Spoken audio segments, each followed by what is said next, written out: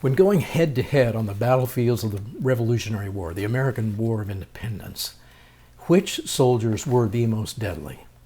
Do historians have any good information on this? And the answer is yes, thanks to the ongoing curiosity of Thomas Jefferson.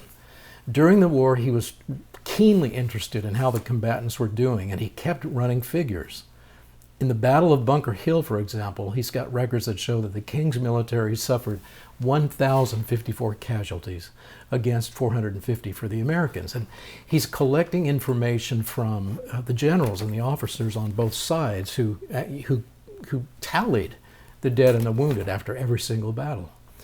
In a letter to Giovanni Fabroni in June 8, 1778, Jefferson confirmed the general's statistic that for every American killed, our colonists killed roughly 2 of the King's troops from the most advanced military on the face of the earth at that time. And so a detail from the letter I want to read to you. He says, this is Jefferson writing, "I enclose you a list of the killed, wounded, and captives of the enemy from the commencement of hostilities at Lexington, 1775, until November 77.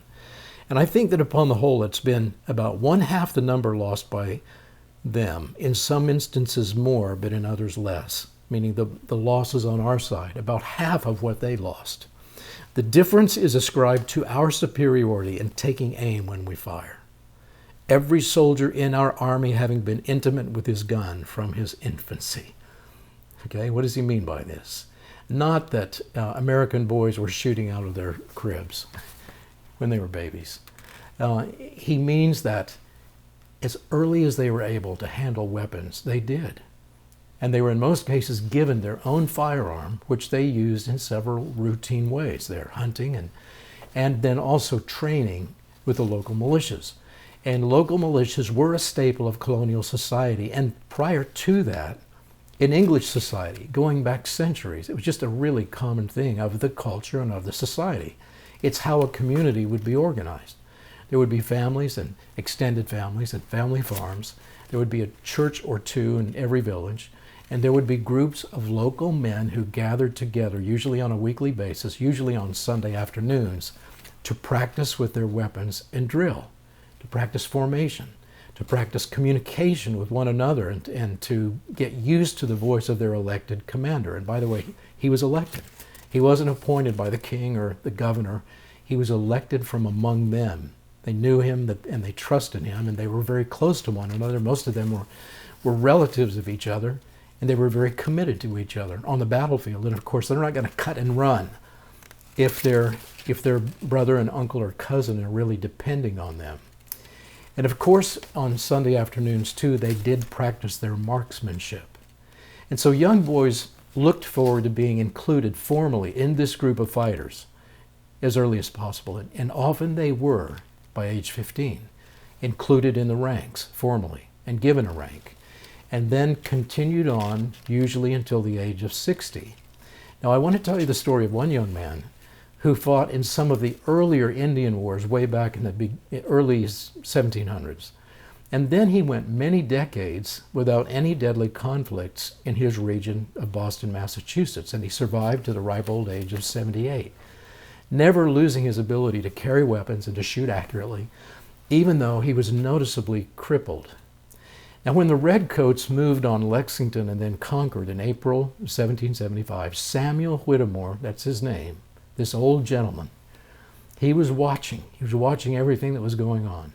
He gathered his weapons and he took up a strategic position all by himself in between the two villages behind a stone wall some 150 yards from the path that he knew the Redcoats would be advancing on.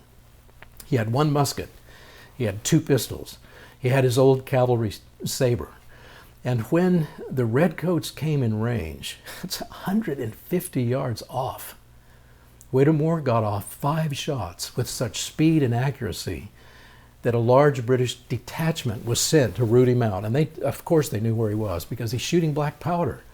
There would be 5 huge, giant clouds of smoke coming from right where he was. And being crippled, he couldn't get out and run. He knew this would have been his last stand, and that he would have had only moments left to live. And I'm sure he knew that morning when he made his decision to go out for one final battle.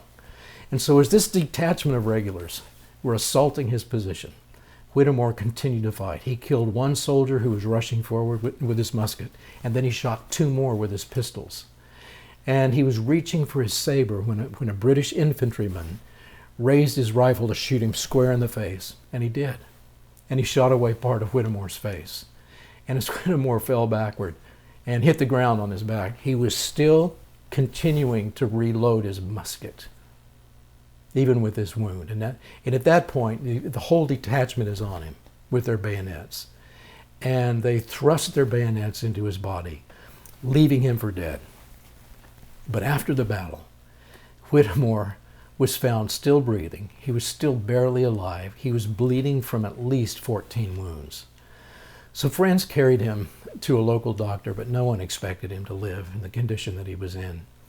And yet, okay, here's the end of the story. The Redcoats were not deadly enough to kill him. Old Samuel Whittemore lived another 18 years to the age of 96, and his descendants are still there in the area of Lexington. You can still see his home, which is there. I'm Jeffrey Botkin. If you benefit from these true stories, please do subscribe, like, and get notifications for more to come. Thank you very much.